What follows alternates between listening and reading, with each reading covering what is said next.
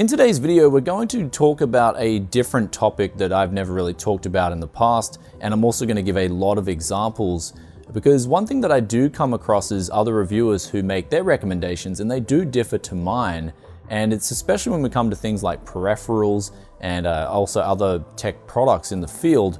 Certain types of products do incorporate a lot more subjectivity in my opinion. So today I'm hopefully going to establish some baselines in what to look for in that particular product category, as well as giving you guys some really good examples. For instance, the first example I can throw at you guys is that a good friend here on the Gold Coast, Rocket Jump Ninja, he reviews mice and he does a fantastic job. Whenever I need to look at a mouse, I'll just go to Rocket Jump Ninja's channel, see if he has a review on it, or see if he's in the works or if he's tried it before, and ask him his opinion on it because he's really experienced in that field. But then when he came to my studio and checked out my keyboard, he saw that I was using the Creative K08, and in the past he's taken a look at it, I've taken a look at it. He didn't like it, and I actually love this keyboard. It's one of my favorite keyboards I've ever used. And so that got us both thinking like, okay, what did you like about it? What didn't you like about it? But we both came to an understanding that the baseline for that keyboard was pretty good. It had mechanical switches, it had low input lag, it had media features on board, and the consistency of those keys, the way they've implemented them, was quite good. But what about some other products in the field? Let's dig a little deeper.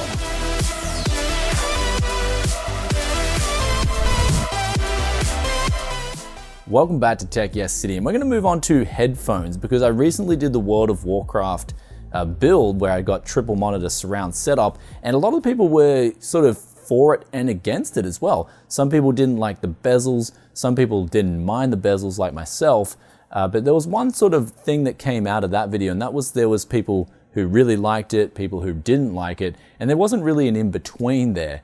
And I guess that again comes down to the individual.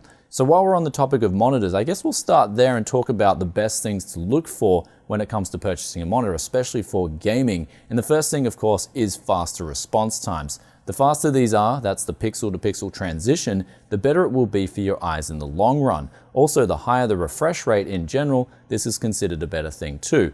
And the lower the input lag, the better it is for competitive gaming, but also for your reaction of seeing things come out on the screen, which will naturally make it feel better and more raw in terms of its reaction response of what's coming out of your computer. But we'll quickly talk about the Viotech monitor that came in recently, and I gave it a negative review. And now actually it was a solid monitor in its specs. It had a VA panel, was pretty good, high refresh rates, low input lag, but the response times really let it down big time. And that was my biggest sort of problem with that monitor. And especially coupling that with the fact that they advertised it as a gaming monitor was what led me to the outcome of giving it a negative review. But also the build quality was a little bit lackluster too. Next up here we got headphones and headsets, and when I did the Battle for Azeroth gaming PC, I actually tried these HS70s out and I was blown away. The comfort was really good, which is one thing you should look for. How comfortable are the headphones? And also the sound coming out of them was surprisingly really good as well. Now when you're looking for sound, this is where things get ridiculously subjective. What my ears like might be different to what someone else's ears will like. However, on that note, there are still things that you should definitely look for when you're buying a set of headphones, and more importantly, if they have their own receiver and whether it has its own built-in DAC and amp solution, which in this case, the HS70s do have.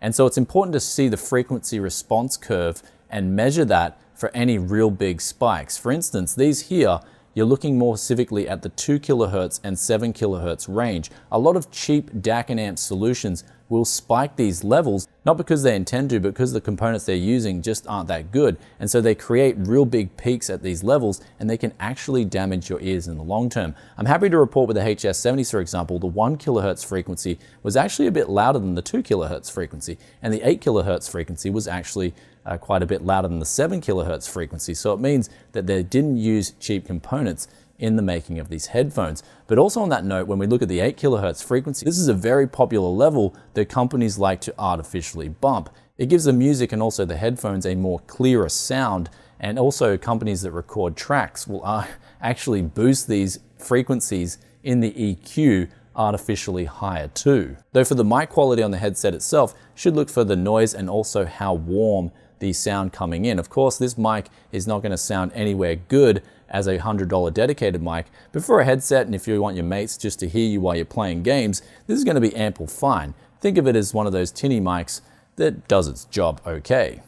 Next up, we've got mice, and this is another field that's very, very subjective because you've got a lot of different grips within mice themselves. I'm more of a fingertip gripper, however, I do like to use palm grip when I'm playing games that are FPS based. However, when I'm video editing, I like to use my fingertip grip just like I'm playing RTS or MOBAs, for example. But when it comes to this field, you're looking for things, again, like low input lag.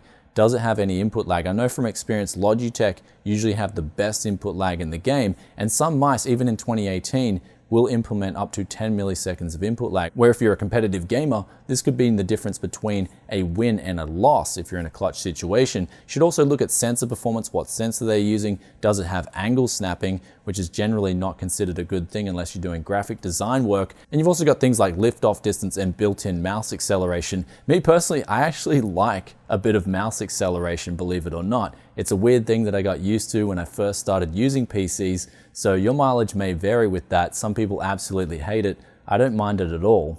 Of course, when it comes to mice, keyboards, and headsets, always looking for someone who's had a lot of experience in the field definitely does make their opinion carry more weight. For instance, Rocket Jump Ninja, who I mentioned in the intro, does fantastic mice reviews, and he's been doing them for a very long time now. So he knows all the ins and outs, he knows what to look for when it comes to making a good decision. Next up, we're going to go to the main channel's theme, and that is enthusiast tech. Things like CPUs, graphics cards, and also motherboards, for example. These carry a lot more objectivity than subjectivity. I'd say the subjectivity portion of these products is mainly the aesthetics. When it comes to a motherboard, for example, does it look good? Does the RGB function well? But for me personally, and a lot of other reviewers that I know that look at these products, that really doesn't carry anywhere near the weight as the main function itself. For instance, is the VRM implementation, is that good? Does it get too hot? Especially when we're testing, for instance, a 32-core Ryzen CPU that was recently released. Or when we look at Intel's side, does that motherboard provide the features in the BIOS enabling you to get a better overclock? And then going back to the CPU itself, the numbers are very simple. We'd run benchmarks, and those benchmarks give us numbers that we can compare against other CPUs and then compare against the price point itself and tell you guys if you're getting good value for money. We can also test them in games with things like 0.1% and 1% lows and average FPS and tell you if this CPU is going to hold up at 1080p high refresh rate gaming, which is on CPUs itself why a lot of reviewers will drop the settings to low. And it's a very important thing that I do believe in personally because we want to see how the CPU in a CPU review performs. We don't want the graphics card introducing any sort of bottleneck whatsoever when we're doing that CPU review. And then last up, we've got graphics cards. And just like CPUs, we get the numbers and they're very objective in nature. So what kind of FPS are we getting? But also we can look at the cooler implementations introduced from the board partners and see whether they're keeping the noise low and also if they're keeping the heat under control. But I was glad to see that practically everyone that I know in the review scene didn't really give the RTX 2000 series any high rating scores. That's because for the money, it was a very expensive purchase, especially with the RTX 2080 Ti. And then when it came to the RTX 2080, that didn't really perform any better than the 1080 Ti, and the new features that weren't implemented properly are yet to really add any value to the 2000 series cards. But when it all boils down to it, certain products in certain categories in the whole tech review space definitely carry a lot more subjectivity than others. And I know when we've got differences between different reviewers, especially when it comes to headphones, for example, we have to look at what that reviewer likes. For instance, with headphones, I love a nice warm sound. I love my bass and mids coming through and then not a whole lot of treble. And if it is treble, then I don't like it to be overpowering, especially compared to the bass and the mids. Certain other reviewers may like a lot more treble, and that's just up to that individual. But ultimately, there's some recommendations I'm going to make within this video itself, and that is if you can, always try out a product before you buy it. But if you're buying online, also don't be afraid to buy from a place like Amazon or eBay, where if you really don't like the product and it doesn't give you what you intended, then don't be afraid to return it as well. I know in the past I've bought some things where the information has said it can do this, it's going to be so good for this, and then when I bought it, it just didn't do that at all, and I was left really disappointed. And instead of saying, okay, person X may have recommended this product, I don't really care about person X, this product is not doing what I want it to do, so I want to return it and get my money back and find something different. But ultimately, you will know what's best for you. And if you don't, you can always just ask a question in the comments section below. Either myself, especially around Tech Your City, or the great viewers will be more than happy to give you a hand. And if you enjoyed today's video, then be sure to hit that like button. And on that note of questions, if you've got any questions about today's video, especially things like the testing and the methods I use, then be sure to drop a question in the comments section below. And I'll catch you in another tech video very soon. Peace out for now. Bye.